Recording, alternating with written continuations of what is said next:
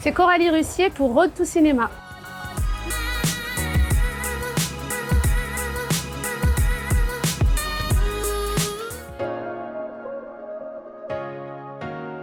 J'ai été jury dans plusieurs festivals et j'ai rarement vu de films aussi éclectiques et aussi indépendants dans la map. Alors il y en a qui ont vraiment des prods, il y en a qui n'en ont pas du tout.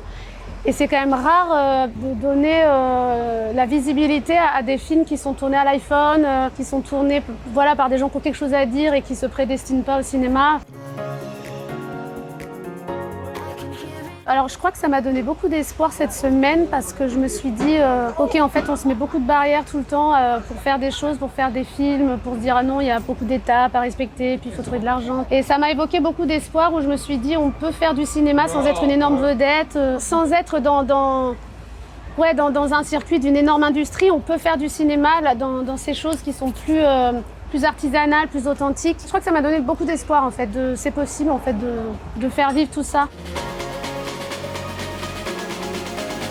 Oh là là, je vais faire court. J'ai été greffée du foie quand j'étais petite, quand j'avais 5 ans et demi, et j'ai passé les 10 premières années de ma vie à l'hôpital. Et pour me sortir un peu de tout ça, mes parents me montraient beaucoup de films. C'est vraiment les films qui m'ont fait tenir en me disant moi je veux jouer dans les films.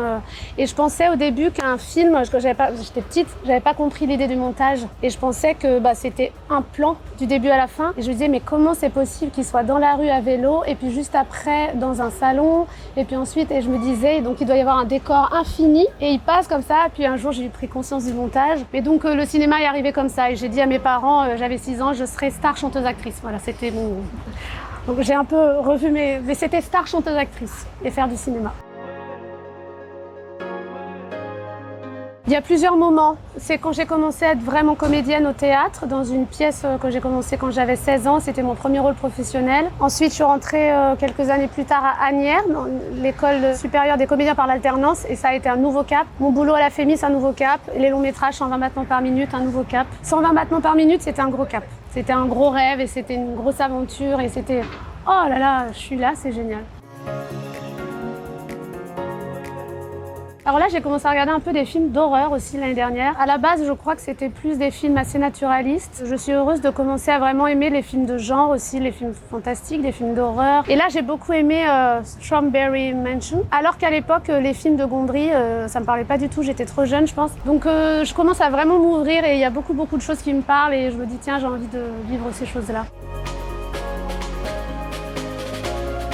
C'est beaucoup en regardant en fait qu'on voit, et c'est aussi les interviews des comédiens, des réalisateurs, ça j'aime bien parce qu'on découvre un peu leur manière de travailler. Je le nourris comme ça et je le nourris en observant la vie aussi. Enfin tout ce qui peut se passer dans les rencontres, et enfin quand on observe des scènes de vie, il y a parfois des scènes même qu'on voit dans la rue, mais des choses où d'un coup je me dis oh j'aimerais le prendre en photo, le filmer. En tout cas, pas en tant que, en fait je me dis pas en tant que comédienne, j'ai plus un regard de je voudrais le prendre en photo, le filmer, parce que c'est des moments souvent d'humanité assez dingues, ou alors des choses qui jaillissent comme ça entre deux personnes, enfin dans une situation capturée, je trouve ça beau.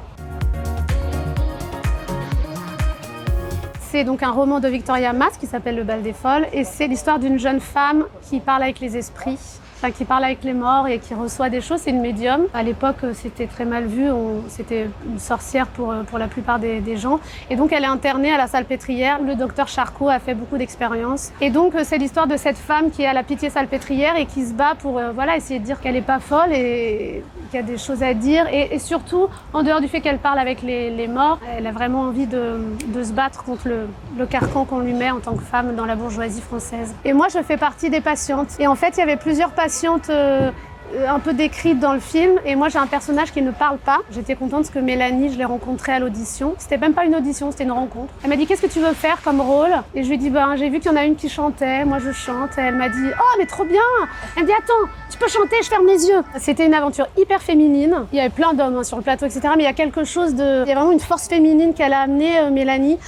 C'est le tournage le plus bienveillant que j'ai jamais fait, parce que les équipes, Mélanie et ses équipes de techniciens et techniciennes ont eu une attention énorme pour la figuration, les silhouettes, les comédiens. Il y a vraiment une attention de dingue, de A à Z pour chaque personne, chaque poste. Je trouve que c'est un film nécessaire et beau.